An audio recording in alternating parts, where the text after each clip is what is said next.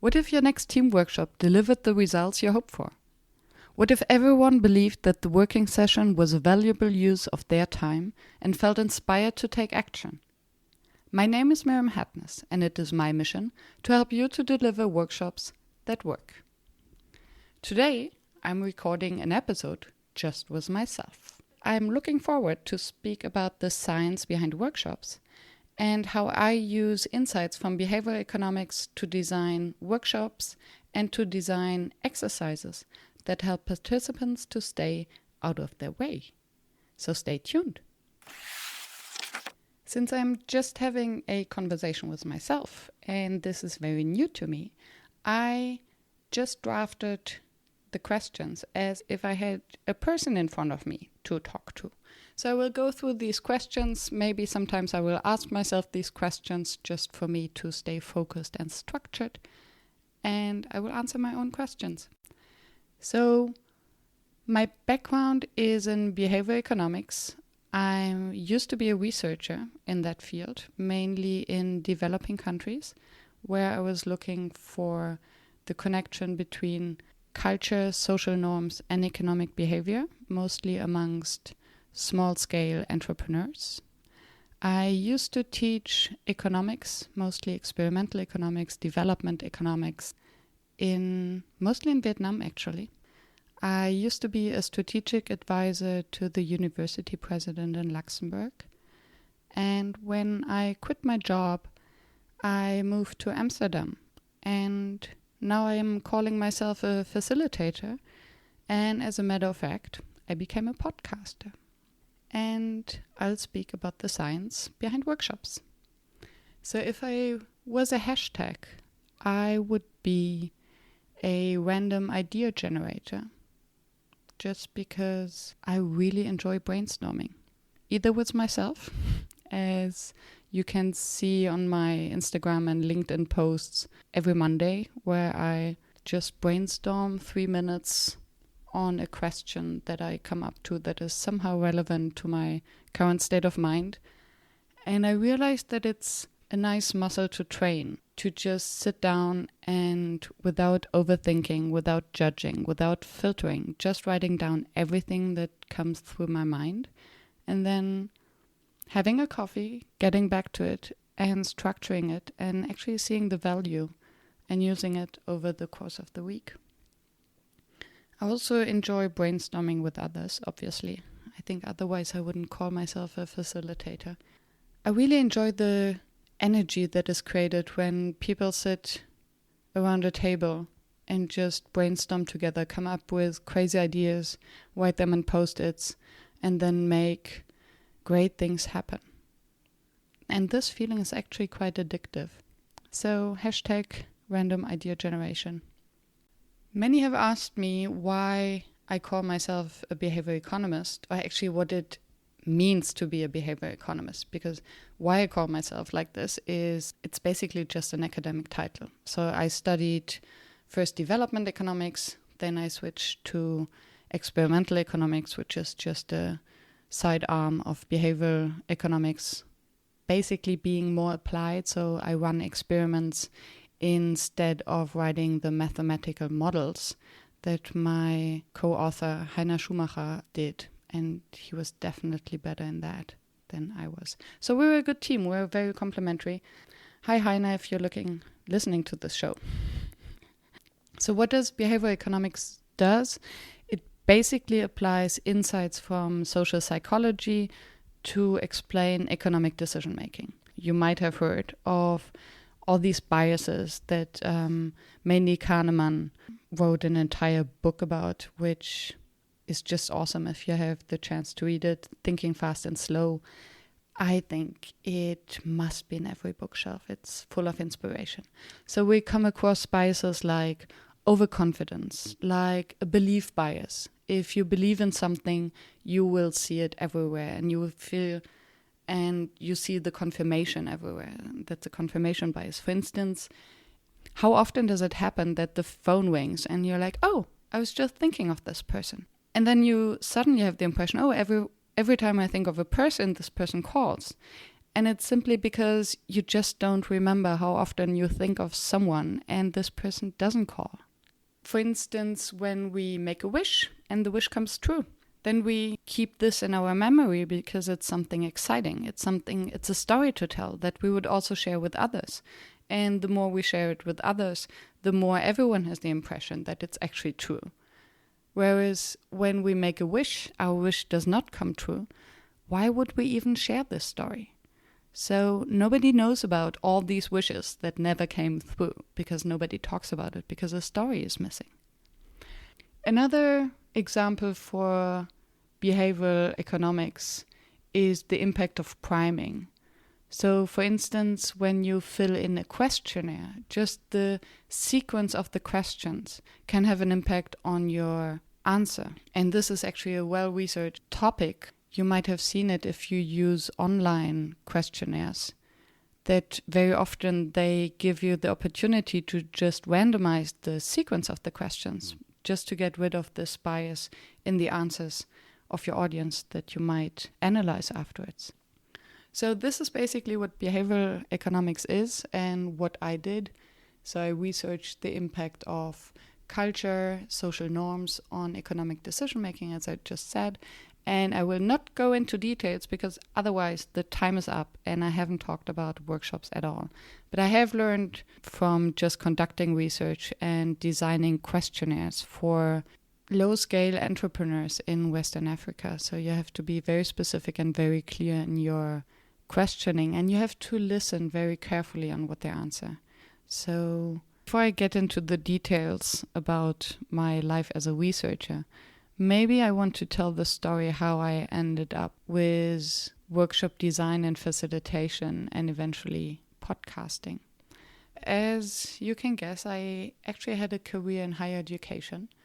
After my PhD in Frankfurt, I went to Vietnam, where I helped the University of Frankfurt to set up a study program within the Vietnamese German University for Vietnamese bachelor students to get a degree from a German accredited university. And I helped to set up the program, and we flew in the faculty from Germany, and it was a wonderful experience to see the development of these young students. So I did this for 3 years, and then I came to a point where everything was done. I was at a point where everything just became a routine. So I needed a new challenge, and I actually missed Europe.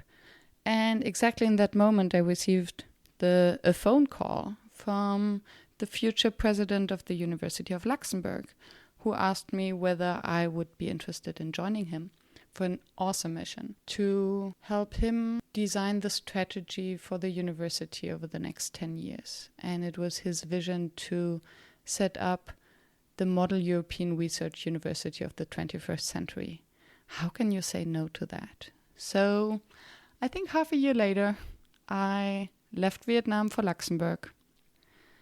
And it was a very valuable and intense experience where I was allowed to bring together the vision and ideas of professors, students, administrative staff, ministers, lobbyists, because all of them had a view on the university and its potential and its mission. And we had all these different workshops bringing together these different stakeholders to learn from them and to include them into the design of the new strategy. And I was fortunate enough to have this boss who just trusted me and had my back. So I learned a lot from that period. And eventually politics kicked in as life happens. And I decided to leave this job in Luxembourg and started a new life in Amsterdam. I planned to take some time to just redesign my life and to think what I wanted to do. And I got very interested in organizational development because I observed at the university and through this process the energy that you can develop when you give staff members the opportunity to create, to engage, to bring in their own ideas. And then you don't need to tell them what to do, because they will come up with the brightest solutions and they know the reality from their organization. So just bringing them together, helping them to create ideas and bringing them to life, enable them, empower them to bring these to life. This just blew my mind. And I thought, if I can work in an environment where this would be my daily job, I'm in. So obviously, life happens while you're making plans, and finding a job in Amsterdam wasn't as easy as I expected, because Amsterdam was not waiting for me. But I was fortunate enough to find fantastic mentors, and they were a tremendous help. At one point, after a 10-day silent Vipassana retreat, I decided I have to start my own business because I am unemployable.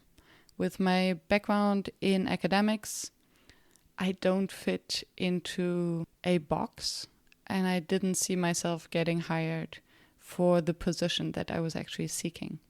So I came up with this idea of creating idea days, where people come together to develop ideas together, to coach each other, to inspire each other, and then go home with all this input to make things happen. And that's how I also came up with the idea of calling my business idayz, which is basically idea days. So I thought half-day workshops usually don't work because we rush through things and we don't have time to really digest and to reflect on what we learned.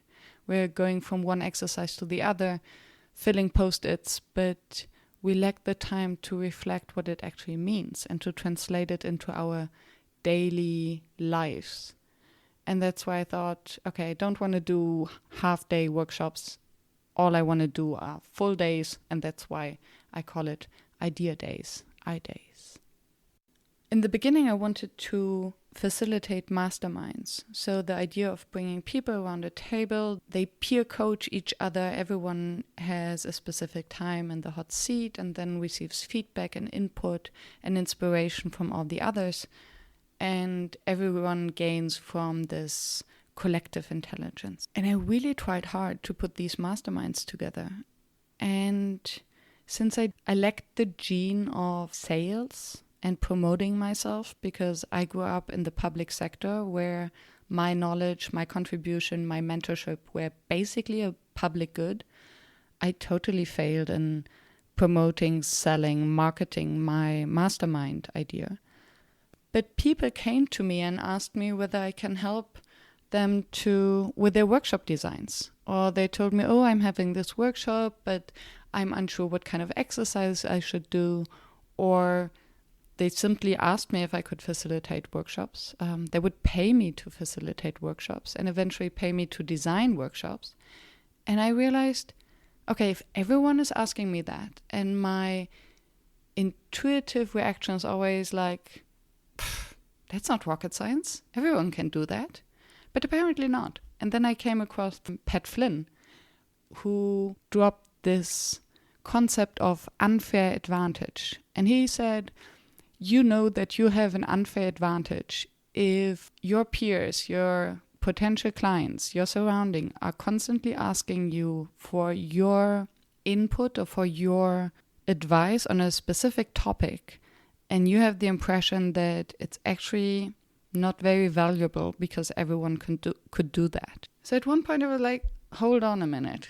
If everyone asks me about workshop design and workshop facilitation, and apparently I'm doing a good job when doing that, why don't I just call myself a facilitator? And then ego kicked in. And I realized that I don't want to call myself a facilitator. And I don't want to call myself a designer of workshops because workshops have such a bad reputation. Every time that I told someone, hey, I facilitate workshops or I love workshops, and then they would go like, oh, workshops. What a waste of time. They don't lead to results. They never work. It's just throwing around post-it notes and having a good time, but we could use this time better by either just doing our jobs or by going on a team event and have some fun. Then at least we know why we're there. So I realized that actually workshops have a bad reputation, and it somehow became my mission to just promote workshops. So I thought, okay, what if I start a marketing campaign for workshops? So that was my mission for the podcast. I think I would never have started it without having a mastermind group that said, okay, Myriam, just start it. You have to get out there. So here I am now. So what have I learned from my previous roles, being a researcher, strategic advisor, team leader? I think from research, I learned listening and digging deeper, not being satisfied with the first answer I get, and trying to find a solution to really get to the core. And that's what a workshop is for. You are presented with a problem. Otherwise, people wouldn't meet. They wouldn't invest their time to go to this creative room and hire a facilitator if they didn't have problems that were obvious to solve. So before starting a workshop, it's very important for me to first understand what is actually the problem we're trying to solve and what is the purpose of the workshop. And that is basically a research mission. So I have my questionnaires and I start digging and understanding what my client's problem is. And then I interview all of the participants to understand what their perception is. And then only I start with the designing process. For my role as strategic advisor to the uni president, I basically learned to be fearless maybe. Because I worked with so many influential people with big egos, very smart human beings, professors, with students, with devoted administrative staff members. And when it comes to a creative process, you see that everyone is just human. Nobody wants to be treated differently just because of their role. Nobody wants to be interesting just for their role. Everyone, me included, everyone just enjoys talking about themselves. I think that's a trait every human being shares, and even maybe introverts who wouldn't raise their hand when they're asked if they want to share their own story. But I think if we have someone in front of us who's generally interested in listening to our thoughts and listening to our story, all of us enjoy talking about ourselves. So I realized that whether I'm speaking with a student or with a professor or with a minister, at the end of the day, they're all humans. And this gave me kind of a self-confidence as a facilitator to impose my rules and to guide the group through the process. Because I think as soon as the facilitator doubts the process or is unsure how the group will react, is afraid of feeling judged, of being judged, then this will immediately spill over to the group, and then the facilitator will be judged. And actually, I learned this courage from basically 3 people. The first was Patrick Cowden, who was number 1 on my podcast. And he introduced me to an exercise that I still call the Patrick Circle, where he showed me how much trust, intimacy, safe space can be created within 15 minutes amongst a group of total strangers with very high positions. So he created this atmosphere of sharing amongst CFOs, CEOs, general managers of multinational companies that just blew me away. And since then, I have tried this method in so many different environments, and it never deceived me. It always works. So I learned from Patrick that if we set the rules and if we know that something works, it will work. Another person who really inspired me was Jean-Marc Vandel, also at the university. And he taught me how to be courageous, or the impact of courage.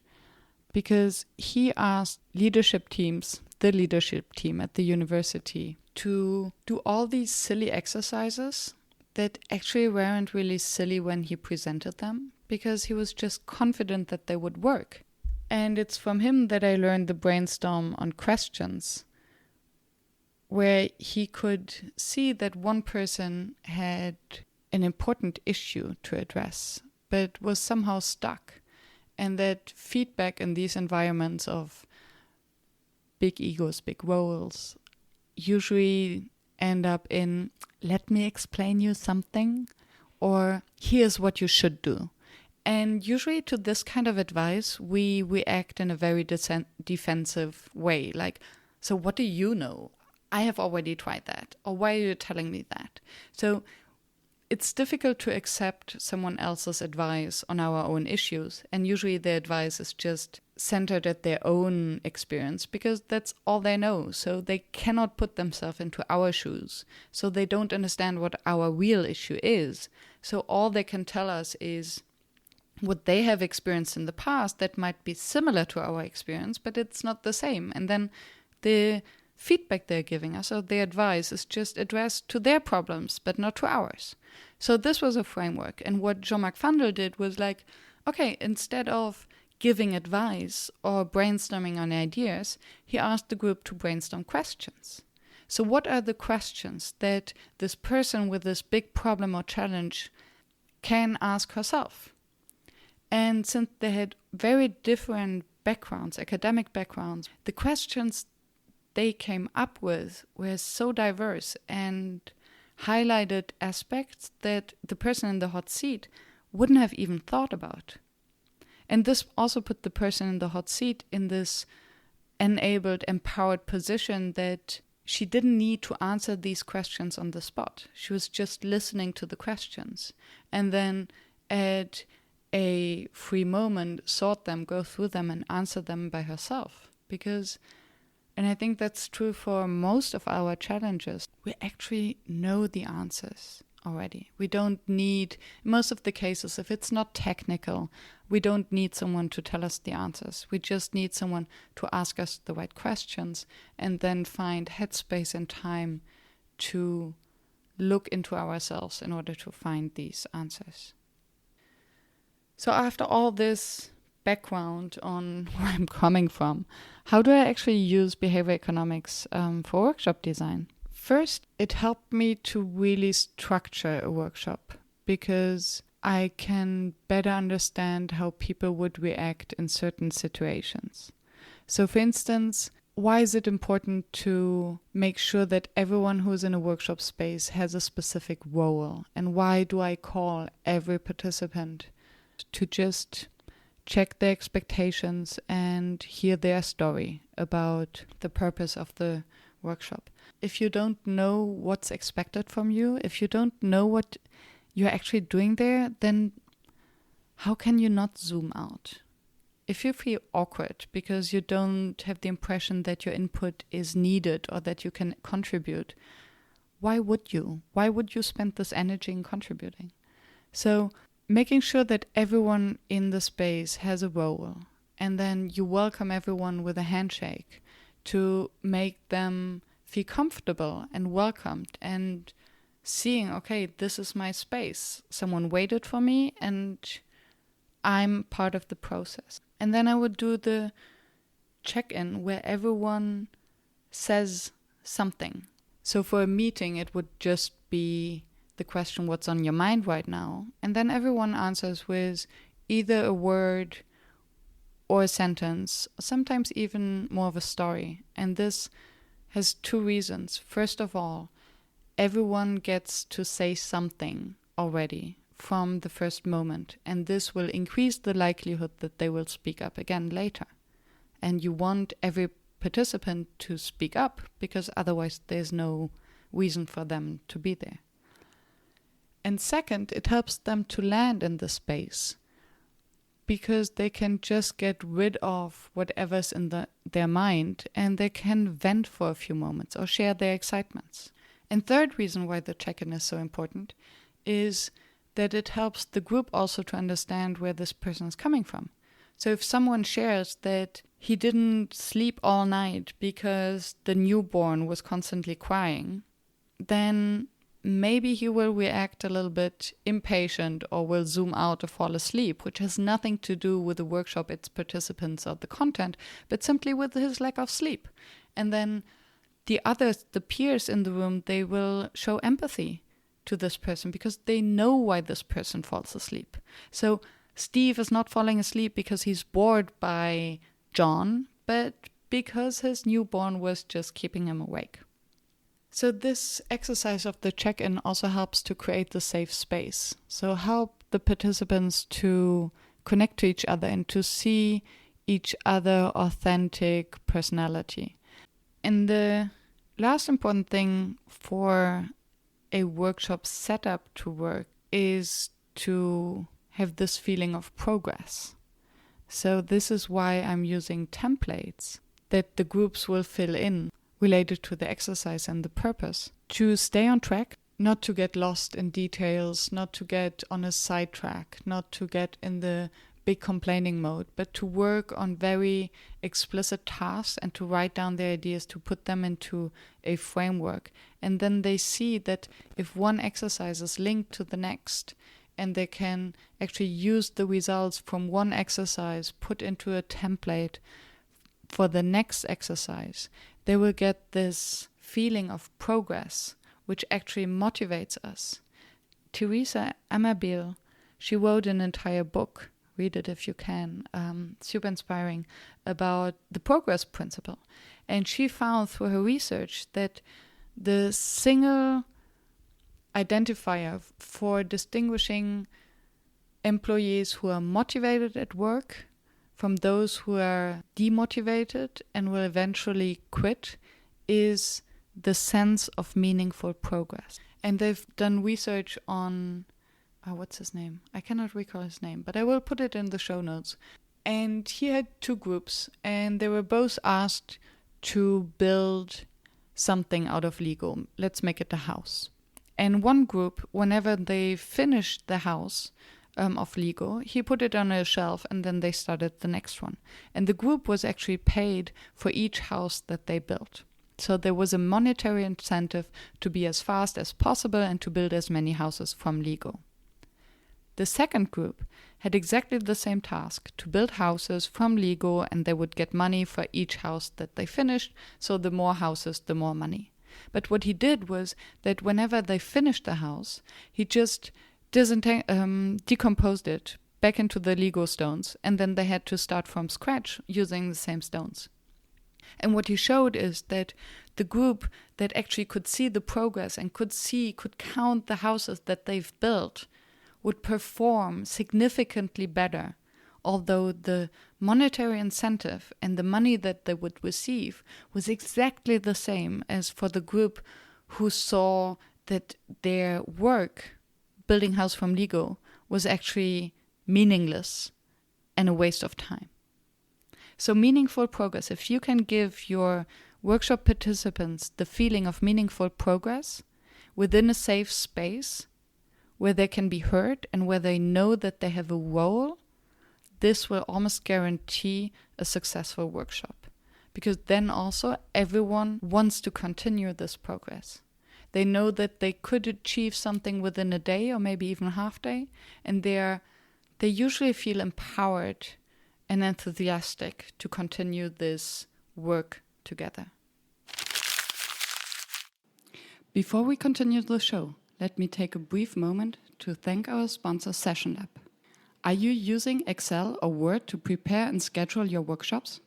Try something that is designed for facilitators. With an easy-to-use drag-and-drop agenda builder, Session Lab allows you to be free and creative in your workshop process design. Session Lab also comes with an immense built-in library of workshop activities and facilitation techniques to help you to find new inspiration for your sessions. Stop messing with spreadsheets and focus on designing engaging workshops.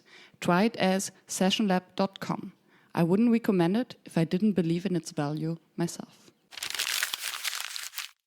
So what is my favorite exercise? And especially how do I use the insights from behavior economics to come up with these exercises? Because I must admit that I never followed a course in facilitation. I don't have a certificate as a facilitator. But I read a lot, mostly Harvard Business Review, but also all these popular science books. Maybe you can call them self-help books today, but popular science definitely sounds smarter.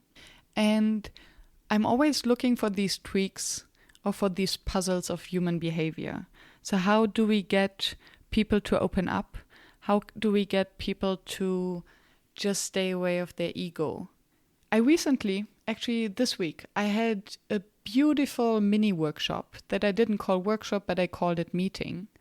And I invited a group of stakeholders in a project that I'm currently doing in Luxembourg. And the idea was, or the purpose of this meeting was to connect them amongst each other so that they can align their work and maybe start collaborating. So when they entered the room, instead of finding this meeting table with the chairs around it, they found a circle of chairs. And now imagine these bankers coming into a room expecting a workshop, and they are invited to sit in a circle. So I shake their hand, I welcomed them, I offered some M&Ms. Yeah, I have M&Ms in every workshop that I do. Because, just side note, why do I have M&Ms in every workshop? Because 2 reasons, and also that's behavioral. When we share food together, this creates trust. That's why we have dinners with clients or why we have dinners with dates. Second, this crunchy sound of M&Ms, I know very few people who don't like it. So M&Ms have something about a childhood memory. They're sweet, they're crispy, so it's a joy to eat them. But nobody can stop. So everyone shares this bad conscience, and through the sharing not only the food but also the bad conscience of not being able to resist, this also creates a bond, because then at one point someone starts to laugh, because there's always this one person who would just get a handful and find an excuse, or this one person who would just eat one, trying not to be seen, and then decides to just get one more and one last one. So this kind of playful behavior creates laughter, and laughter creates bonds because it shows our authentic human side. Okay, so back to the experience. These people came to the room seeing these chairs in a circle. And when we started, I asked them to go around the circle and to introduce each other, to introduce themselves with 3 things: their name, their role, and if they had a superpower, what would that be?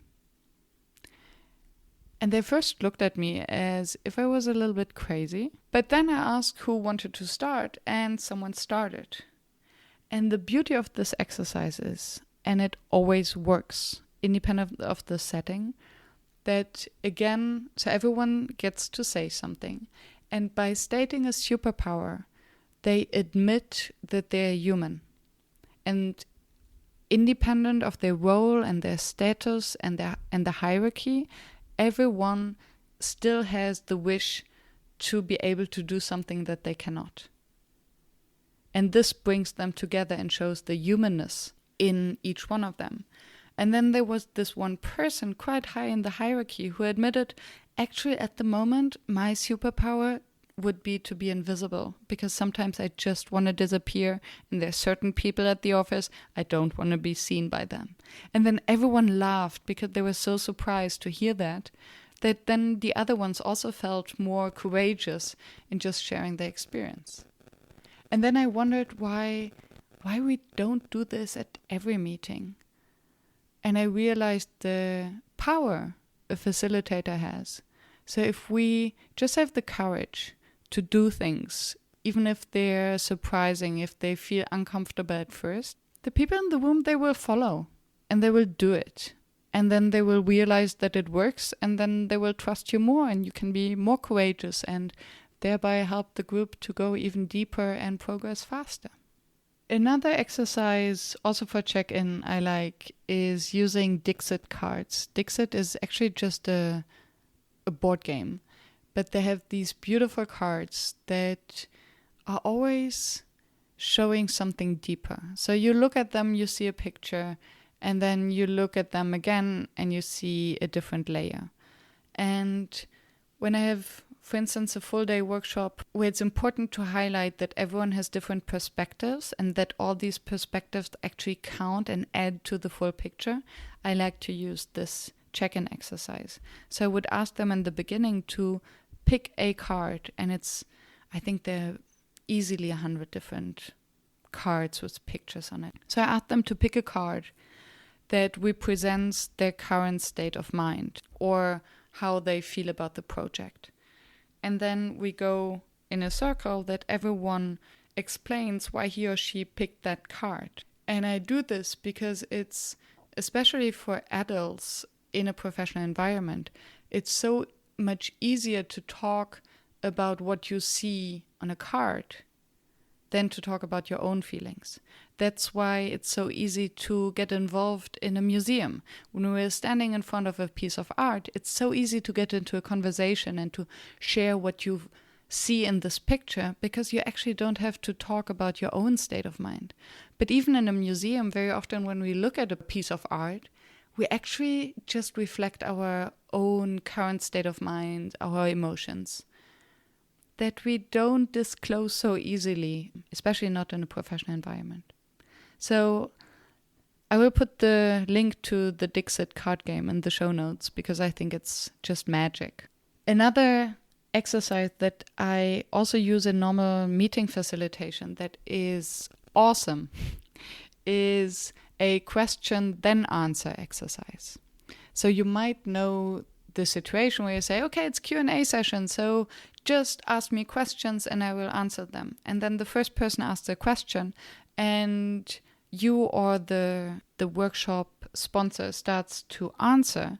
And then this answer leads to more questions, leads maybe to a debate, maybe leads to an argument.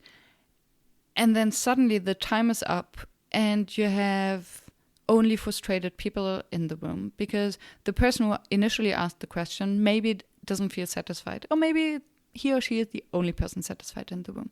Then you have everyone else who might also have had questions on their mind that were not addressed, and you have all the others who wanted to contribute to the answer, but they felt stressed because there's this kind of unsettlement in the room because everyone wants to ask their own questions, so nobody really listens. To cut a long story short, what I came up with is a routine where I first ask everyone to ask questions. And what I often do is just going around the circle again and ask everyone to ask a question. And if I'm in a good mood and if I'm very daring, I force everyone to ask a question. And only after the circle is finished, I or the workshop host would answer all the questions in a bulk. You make sure that you have all the questions that are relevant on the table, that everyone gets heard, everyone has the same attention. And then when you get into the answers, maybe the answers even answer further questions and follow-up questions. And only after all the questions have been answered, you either get into a debate or into a debriefing or a second round of questions. So this is really fantastic to keep the time, to keep the energy high, and not to get lost in these useless debates. And actually, I cannot not mention the pre-mortem exercise because that's one that I almost always do. And it's especially useful if you're working on a project or problem with a group where you have a lot of those who would say, we've tried it so many times, it never worked. We've done this before. Oh, not another workshop. I'm so tired of it. This kind of people. You certainly know whom I talk about. So if you have this negative energy in the room and you ask for, hey, come up with your creative ideas. How can we find solutions? The probability that you will find innovative, inspiring, creative, maybe funny ideas, I would bet is close to zero. What I do instead is I let them define and agree on the perfect outcome, on the goal of the project. So for instance, we want to design a conference that is inspiring and enabling for the conference participants. And then instead of asking, okay, how can we do that? I would ask them, okay, how can we make sure that we are designing a conference that is frustrating for everyone? How can we make sure that we fail greatly? And then I set the timer on usually 3 to 5 minutes, and I ask them to just speak out everything that they can do that would make them fail for sure. So the timer helps to put some pressure into the group. So they have to come up with ideas, and that they know that there is an end to this exercise, even if they feel uncomfortable. I ask them to just shout out their ideas as they cross their mind, because the idea of everyone might inspire someone else to come up with another idea. If you get into this rhythm, then surely there will be bad ideas or stupid ideas or just random ideas that don't make sense, but this random idea might inspire someone to come up with a grand idea. So everyone feels more comfortable. It creates also this equality amongst the participants, because every idea is the same, and since there is no commenting, no side talking, no questioning, everyone becomes the same. And then since you hear all these ideas, what I experience very often is, especially in groups with differences in hierarchies, that those who are high in hierarchy, they would be positively surprised by the ideas others would come up with. And this creates a nice new level of respect, actually. And then they're willing to listen more because they realize, hey, there's a perspective that I've never taken into account. So this is what the framework helps. And why I'm asking also for the failures is because we're much more creative as human beings when we think of risks, everything that can go wrong, because that's how we are programmed. We want to minimize risk, we want to survive. So it's easier to spot everything that can go wrong instead of something new that would lead us to success. Because usually when we are trying to come up with new ideas, we try to relate to our past experiences. So we would think of, okay, what has worked in the past, then maybe this can work in the future. But usually it doesn't. And this is not where innovation comes from. When we think of what can go wrong at the job interview, at the first date, we can imagine so many different scenarios. But when we try to imagine how we can create this great product or how we can succeed in a job interview, it's actually more difficult. So that's why I am a big fan of pre-mortem brainstorms with a timer, just shouting out ideas, putting one idea on a post-it note. And then to follow up, I would ask them just to cluster them. Usually I ask them which ideas were surprising, which ideas were great that they can actually work with. And I ask them, which ideas do you consider irrelevant? And then usually they expect me to say, okay, let's throw away the irrelevant ideas. But then I say, no, hold on. These are actually maybe the most important ones, because the ideas that we would label as irrelevant usually hide two important factors. One is overconfidence. So if we see a failure and we say, that's irrelevant, maybe it's because we believe that we have an ability or a knowledge that we don't fail in this way. But what if we don't? So for instance, I brainstormed with a group of students that was very interesting.